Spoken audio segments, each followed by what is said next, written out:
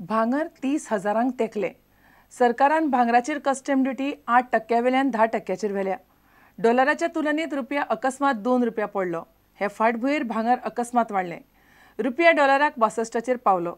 Sensex 769 पॉयंटांनी कोसळ्ळो. भांगर 1100 रुपया वाडून 10 ग्रामांक 30,000 तेकलां. अर्थीक मळार शुक्रारा जायत्यो घडणुको घडल्यो. सेन्सेक्स वट्ट 769 पॉयंटांनी देंवलो जाल्यार रुपयाचो वालोर डॉलराक 62 रुपयाचेर पावलो. ह्या घडणुकांक लागून भांगराचो दर 10 ग्रामाक 1100 रुपयांनी वाडलो. 11 ऑगस्ट 2011 फाटल्यान पयलेच फावट भांगराचो प्रेस इतलो वाडला. भांगर 10 ग्रॅमाक वट्ट 30,000चेर पावला. भांगराचे दर आनिकूय वाडूं येतात अशें गोवा गोल्ड डीलर असोसिएशन म्हणटा. Gold prices started marginally increasing from last week.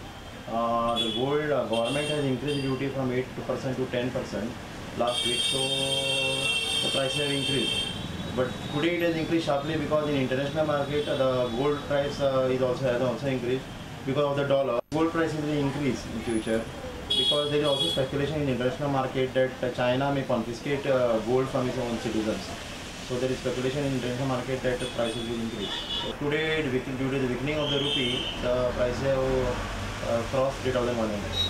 So 31,000 for 10 days. So government has put 10% import duties, which recently, about 2 years back, were only 1%. So practically, government does not want to import gold, but they are promoting exports. So I feel, looking at the scenario, the gold prices are definitely going to go up because recently 10%, and they are saying if this does not come in control, they are going to put 2% more. It's almost 12% import duties, and it's a lot of taxes. And this taxes is definitely what we are going to pass to the end consumer. So the prices of gold are going to go up. The whole market is working on the basis of whatever gold is available with the jewelers. So this can survive for maybe 2 months or 3 months more. What happens after that? केंद्र सरकारान भांगरावेलो आयात कर 2% वाडयल्ल्यान भांगराचो दर अचकीत वाडलो. इतले मजगती रुपयाचो वालोर डॉलराक 62 रुपयाचेर पाविल्ल्यान सेन्सेक्स 769 पॉयंटांनी देंवलो. फाटल्या 4 वर्सांनी पयलेच फावट सेन्सेक्स इतलो पडला. ताका लागून गुंतवणूकदार सामके बेजार जाल्यात. ब्युरो वांगडा प्रुडंटा खातीर प्रतीक परब. शारिरीक वा मानसीक नजरेन अपंगूळ भुरग्यां खातीर सरकारा वतीन वा आपले परीन काम चालू दवरतलो अशें भौशीक बांदकाम मंत्री सुदीन ढवळीकारान सांगलें. लोकविश्वास प्रतिष्ठानाच्या 32व्या वर्धापन दीस सुवाळ्या वेळार तो उलयतालो. आपल्या 32व्या वर्धापन दिसा निमतान लोकविश्वास प्रतिष्ठानान दैनिक लोकसत्ताचे सहसंपादक संदीप आचार्याक प्रतिष्ठानाचे संस्थापक सर्गेस्त नारायणराव आठवले पुरस्कार भेटयलो. पत्रकारांनी भ्रष्टाचाराचे मुद्दे मुखार हाडचे, पूण तेच बरोबर समाजा खातीर बरें काम करप्यांक मुखार हाडूंक जाय अशें संदीप आचार्यान मागलें.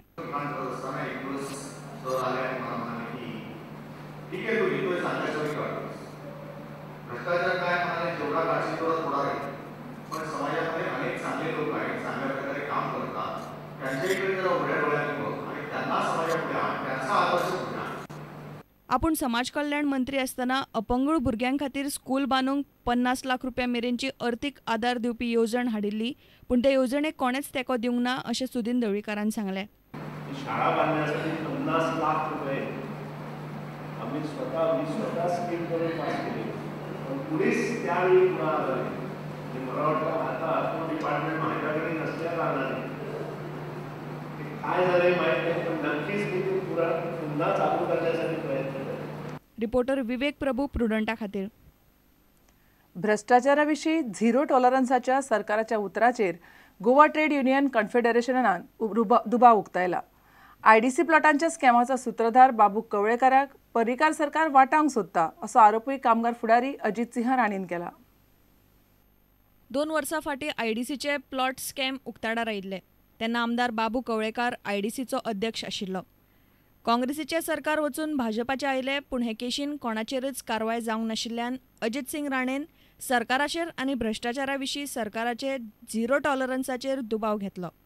अमके जाणांनी भ्रष्टाचार केल्लो आसा, आयडीसीचे बाबू कवळेकाराचे भ्रष्टाचार आसा, तेचेर केस घालतलो म्हणून 2 म्हयने पयलीं तेणी सांगले वेर्णा पोलीस स्टेशनाचेर.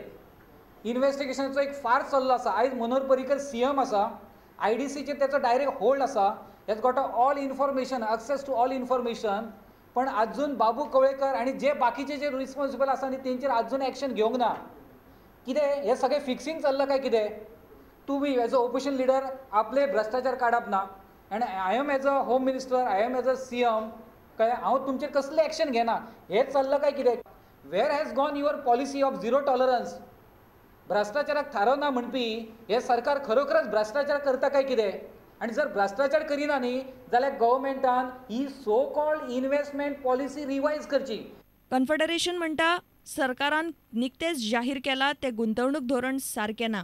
तातूंतल्यान उद्देगाचे जमनीचे गैरवेव्हार जावंक शकतात. I don't know what this Manohar Parrikar has contributed to the formulation and formation of this policy. I don't have there is a punch of a Manohar Parrikar on this policy.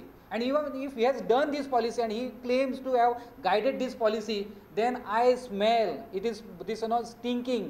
It is smelling foul because there is a case of and there is what I suspect is a corruption in this policy basically. The corruption involved is basically of a land grabbing.